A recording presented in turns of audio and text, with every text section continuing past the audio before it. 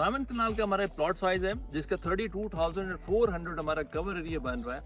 जो बिल्डिंग का cover area है वो 7,000 स्क्वायर फीट का है। अब दो टाइप्स की बिल्डिंग होती हैं, जैसे रेजिडेंशियल और कमर्शियल। जिस प्रोजेक्ट पे मैं ठहरा हूँ ये कमर्शियल प्रोजेक्ट है और हमने तकरीबन इसकी अब इसके पैरामीटर्स में बता देता हूँ आपको कि पैरामीटर्स क्या होते हैं। सबसे पहले आप कोई भी कमर्शियल बिल्डिंग, वैसे तो रेजिडेंशियल के लिए भी काम करते हैं हम, उसकी सॉइल टेस्टिंग कराते हैं। सॉइल टेस्टिंग करा के उसके बाद फिर उसकी मुताबिक ही हम उसका स्टील डिज़ाइन करते हैं और ताकि इसकी बेरिंग कैपेसिटी हमें पता चल जाए। इस प्रोजेक्ट की बेरिंग कैपेसिटी 0.84 है। मींस कि आप इसको हमने 3 to 4 फीट डिगिंग किया है, उसके बाद फिर हमने इसकी फुटिंग का काम करके कॉलम इसके राइज किया है। अब इसका बेनिफिट ये हुआ कि हम एक्सपेक्ट कर रहे थे कि हमारा स्टील इधर ज़्यादा जो है ना कंजम्पशन है स्टील की, लेकिन हमें सरप्राइज था, हमारे लिए कॉस्ट इफेक्टिव भी था आफ्टर सॉइल टेस्टिंग।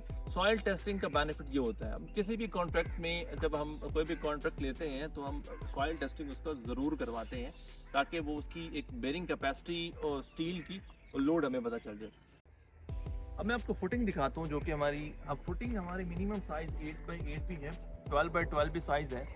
अब इसके बाद इसे जो फर्स्ट इनिशियल स्टेप था फुटिंग में, हमने इसको पीसीसी किया, उसके बाद इसका स्टील हमने फिक्स किया और पुरिंग करके हमने कॉलम जो है ना इसका राइज किया। अब सॉइल टेस्टिंग के अकॉर्डिंग हम इसके नेचुरल लेवल से 3 से 4 फीट नीचे डिगिंग में गए हुए हैं।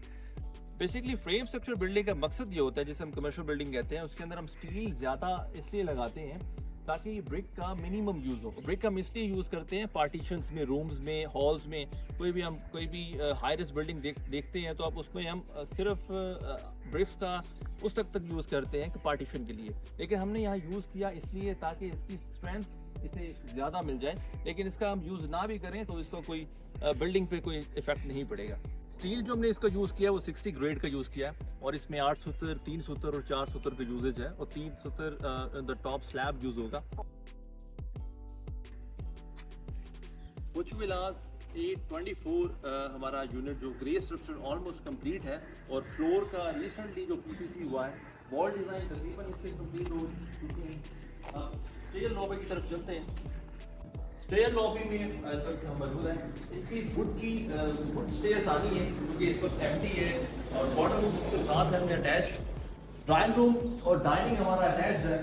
13x16 हमारा डाइनिंग है और ड्राइंग रूम हमारा 40x16 है। इस वक्त हम लिविंग रूम में मौजूद है और विंडो का साइज हमने काफ़ी ब्रॉडर रखा है और इसके साथ ओपन किचन दिया हुआ है हमने, स्टोर दिया हुआ है। बेड में आप मैंने देख रहे हैं ये मास्टर बेड है और राइट पे पेरेंट्स रूम है और लेफ्ट पे किड्स रूम है। अटैच वाशरूम है इसके साथ अटैच। अब फर्स्ट फ्लोर की तरफ चलते हैं। आउटसाइड लॉबी से हम एंटर हुए हैं, जो कि हमारी सेकंड स्टेयर है यहाँ की, और ओपन एयर इसका फर्स्ट फ्लोर का। फर्स्ट फ्लोर की लिविंग रूम में हम मौजूद हैं और राइट साइड पे मेरे एक स्टोर है और लेफ्ट साइड पे क्लोज किचन है। इसके अंदर दो बेड की अकोमोडेशन है, एक राइट पे और एक लेफ्ट पे। मेन एंट्रेंस हमारी यहाँ से है। आफ्टर वुड से ये सारा कंप्लीट हो जाएगा। उसके बाद टेरेस रूम है हमारा, जो कि वॉशरूम है। विंडोज के साइज आप तकरीबन देखिए कि हमने ब्रॉड डिजाइन किए हैं क्योंकि वेंटिलेशन का काफी ज्यादा इशू होता है, प्रॉब्लम होता है। इस ग्रे स्ट्रक्चर में हमने जो मटेरियल यूज़ किया है वो 60 ग्रेड का यूज़ किया है, स्टील। और सेकंड जो मैंने इसे अप्लाई किया है प्लिंथ बीम, वो अक्सर कॉन्ट्रैक्टर नहीं करते, लेकिन हमने क्लाइंट की डिमांड ना भी हो तो फिर भी हम कोशिश करते हैं प्लिंथ बीम ज़रूर उसके अंदर अप्लाई करें, क्योंकि कनाल या 2 कनाल से बड़ा घर में जिसमें भी आप कवर्ड एरिया जिसका ज़्यादा है तो वहाँ उसकी प्लिंथ बीम अप्लाई करना बहुत ज़रूरी है। अभी फिनिशिंग का काम जब होगा इंशाल्लाह फिर विजिट कराएंगे आपको, और अभी के लिए इजाज़त दीजिए। 824 बुर्ज विलास हमने आपको विजिट कराया, तो मिलते हैं नेक्स्ट प्रोजेक्ट की तरफ।